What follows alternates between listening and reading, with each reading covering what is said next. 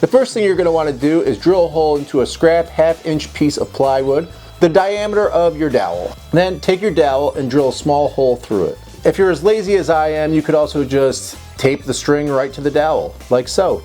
Or I guess you could hot glue it, or just put a little screw through it into the dowel. Whatever, the bottom line is you don't want the string to be able to move around the dowel. Once you have your dowel with the string attached, stick it in the hole that you drilled earlier. Then tie a loop a little ways out on the string. How far down your string will determine how big these benchtop clamps will be.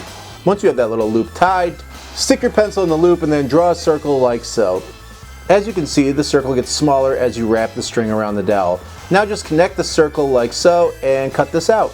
I said all you need is a jigsaw, but I hate the jigsaw, so I'm using my bandsaw to cut this out. And voila, you have a cam. To put these cams to use, simply screw them directly to your workbench top. I abuse my workbench quite a bit, but if you don't want to drive screws directly into your workbench, you could also drill a series of parallel holes, like I have in my large work table I made for glue-ups.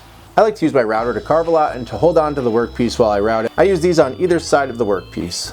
Like I said, I just drive a screw directly through that center hole into my workbench. Because the hole is larger than the head of my screw, I do use a washer to make sure that the screw doesn't go all the way through the hole.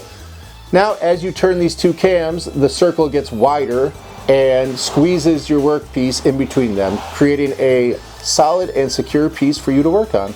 There's also the option of screwing one board to one side of your workbench and then just using one cam, and you could slide your workpiece in and then twist the cam like so, and it'll wedge it in.